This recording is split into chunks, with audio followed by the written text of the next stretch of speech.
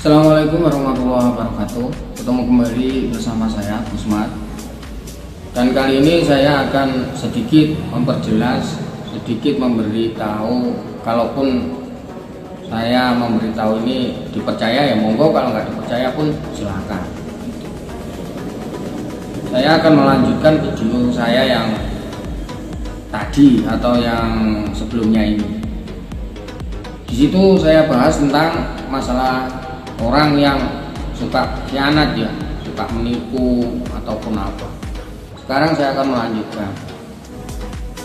Saat ini kan masa-masa pandemi atau masa susah, ya, masa susah karena ekonomi kita juga belum pulih sepenuhnya. Kita usaha pun banyak tersendat-sendat juga di situ. Nah, saat ini saya akan sedikit mereview. Banyak di antara kita ini seringkali tertipu dengan figur-figur atau dengan casing orang-orang di luaran sana yang sudah banyak pengikutnya, sudah banyak yang pengikutnya lah sudah banyak. Terus dia dengan mudahnya mengambilkan kalimat-kalimat yang intinya untuk agar pengikutnya ini ikut dia, lantas percaya sama dia, lantas ngomongin tentang hubungan antara Tuhan, akhirnya pengikutnya nurut saja kayak sapi dikasih apa gitu. Kalau kita, ya, saya ini orang Islam, saya Muslim. Jadi kalau hablum minallah, ya urusan kita dengan Allah gitu. Bukan kita urusan dengan manusia gitu. Sudah jelas kan di situ. Kalau hubungan tentang manusia itu berarti ada sesuatu, ada kebutuhan juga di situ, ada kepentingan juga di situ. Kalau kita hablum minallah, berarti Allah nggak punya kepentingan sama kita. Apa sih Allah itu? Kamu nyembah sama saya itu nggak apa-apa, nggak nyembah sama aku ya nggak apa-apa. Kan Allah gitu.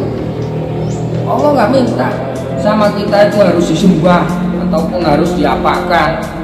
Enggak, cuma Allah itu apa sih yang diminta Allah itu? Ketakwaan kita ini loh. Amal ibadah kita gitu. Kalau kita hubungan sama manusia terus lantas kita itu tergiur ataupun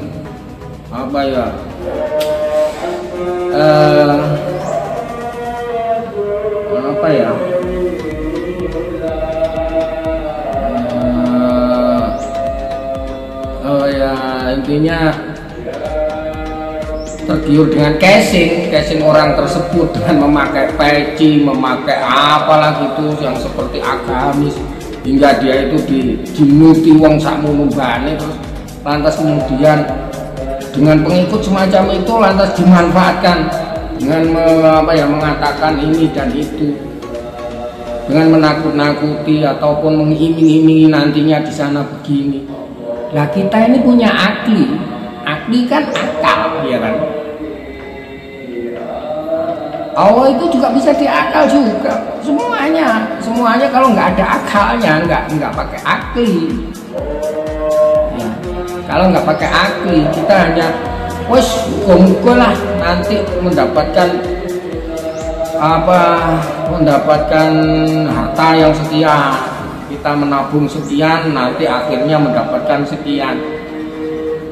Nah, kalau orang semuanya digitukan, ya siapa yang mau kerja, Mas? Saya kembali lagi ya. Kita ini modal seandainya bisnis, ya kan? Kita itu berpikiran bisnis kan, dia itu mengatakan kan bisnis. Kalau bisnis uang 1 juta, modal 1 juta buat bisnis.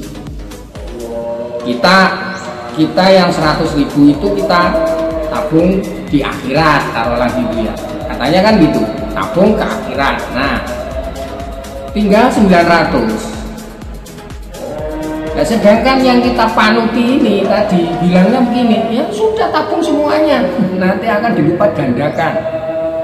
yo mesti nak dilipat gandakan mesti, tapi kamu nanti di belakangnya pasti kere. Karena apa? Uang untuk modal kamu sudah hilang, sudah diambil semuanya sama orang itu. Terus lantas apa? Ya kita itu jangan terlalu percaya ke seseorang. Kalau belum minanas itu berarti hubungan antara manusia, berarti masih ada sesuatu. Kalau hubungan sama Allah itu berarti Allah itu nggak perlu. Kalau kita itu gini-gini nggak perlu. Allah itu nggak membutuhkan apa-apa dari kita. Malah kita itu seharusnya itu taat sama Allah gitu loh. Dengan kalau ada orang mendoktrin kita dengan kalimat atau mengambilkan dalil-dalil yang macam-macam, itu mesti ada maksud-maksud tertentu itu. Ya nyatanya kan ya begitu. Nyatanya kan begitu. Kayak kejadian-kejadian seperti itu. Intinya kita itu kalau ingin kaya, kalau ingin sukses ya kerja. Terus kalau kita itu tahu-tahu mengharapkan sesuatu mambelek di depan kita ya sopo to Mas, kabeh wong yo gak gelem kerja yo tengok-tengok di omah. Mengharapkan keajaibannya Allah. Keajaiban itu satu, kalau saya amati itu satu hadiah dari Allah. Nggak bisa selamanya orang itu mendapatkan terus begitu ya, nggak bisa. Itu mungkin 1000 orang hanya satu yang dikasih, atau berapa 1 juta hanya satu orang. Dengan memakai dalil-dalil yang aneh-aneh lah. Terus ada lagi dengan mengorek-ngorek aib saudaranya atau mengorek-ngorek di hadapan Allah itu salah. Janganlah kita itu suka mencela orang lain, agar kita itu kalau nggak ingin intinya kalau nggak ingin dicubit orang jangan mencubit orang lah gitu loh. Kalau nggak ingin disakiti orang ya jangan menyakiti orang, berbuat yang baik lah.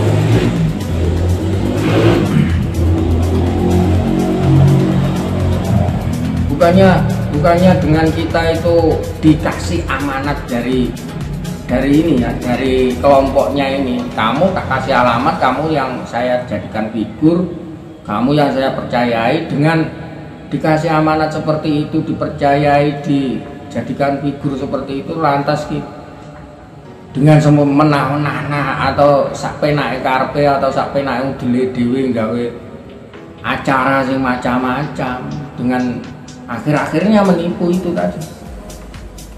Akhirnya menipu. Semoga ini loh. Kalau ya intinya kalau kita hubungan sama Allah, ya hubungan sama Allah. Gitu. Jadi akli kita ini harus kita pakai gitu loh. Akli kita harus kita pakai agar kita itu diselamatkan dunia akhirat. Jangan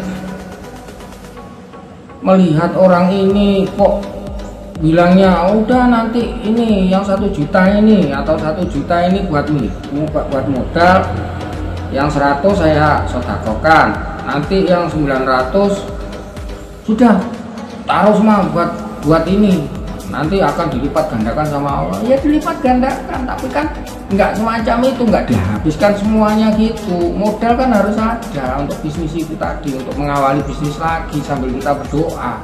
Kalau modalnya dihabiskan, lantas kita itu minta sama Tuhan agar dikasih yang berlipat-lipat. Lihat uang dari mana untuk modal aja sudah habis, kan gitu. Logika akli kita ini harus dipakai gitu. Nggak ada terus tahu-tahu orang-orang semacam ini ya, yang penipu semacam ini, yang berkedok dengan embel-embel si A ini atau siapalah gitu, yang memakai seakan-akan seorang agamis beneran, tapi ternyata di belakangnya nipu. Orang-orang semacam ini lebih parah daripada orang-orang yang asli ngemis gitu. Arwan yang ngemis mas, jaluk bar mari-mari. Taruhlah mencuri, kalau habis apa ya, kalau sudah di penjara ya sudah selesai. Tapi Tapi orang-orang semacam ini, waduh, susah.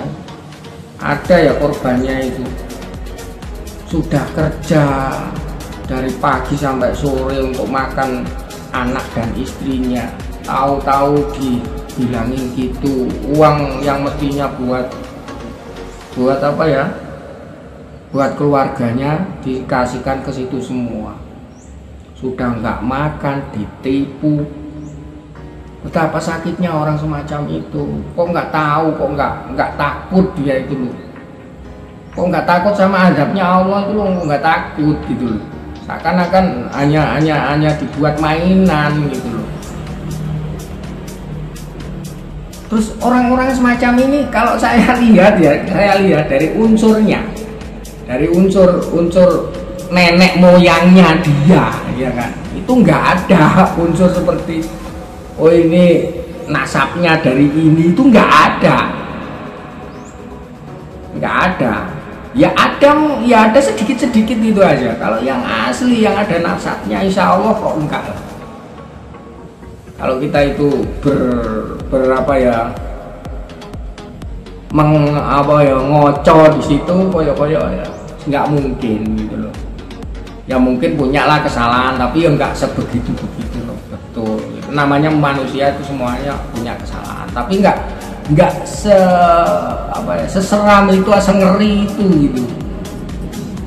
Dengan embel-embel membawa embel-embel seseorang yang taruh lagi ini, tapi ternyata di belakangnya kalau orang yang asli ada nasabnya, insya Allah enggak. Pasti itu nanti dia masih di dalam hatinya sini, dalam hati kecilnya dia pasti ada rasa, kalau saya gini terus gimana Allah nanti, kalau saya gini pasti itu. Tapi kalau orang yang nggak punya di situ, terus tahu-tahu muncul seperti itu, terus dia bikin yang aneh-aneh, itu pasti bisa dipastikan pasti ada maksud-maksud tertentu. Karena apa? Di dalam hatinya dari kecil itu nggak dipupuk. Yang pasti kita itu harus menelaah dulu dengan baik. Ini siapa ini orang? Kalau casing, seperti kita beli HP lah. Kalau casingnya rusak ya tinggal ke toko bikin beli casing gitu. Seperti kita mau ke mimbar, berdoa atau apalah, ngomong yang macam-macam, ya casing kita lah, kan gitu. Pakai apa sih itu biar menarik perhatian orang. Kalau yang asli nggak seperti itu. Yang asli harus dilihat dari unsurnya tuh, bener apa enggak ini, untuk apa ini. Kalau habluminanas itu masih ada kebutuhan pasti. Habluminallah itu nggak tahu lah. Semoga ini menjadi contoh kita agar kita itu lebih hati-hati, jangan mudah tertipu dengan terperdaya apapun casing orang tersebut. Semoga Allah selalu menjaga kita agar kita di jalan yang benar. Amin ya rabbal alamin. Usikum wa nafsi bitaqwa Allah. Jika ada tutur kata yang kurang berkenan, saya mohon maaf. Ini hanya untuk mengedukasi agar kita itu selalu waspada. Matur suwun, terima kasih. Assalamualaikum warahmatullahi wabarakatuh.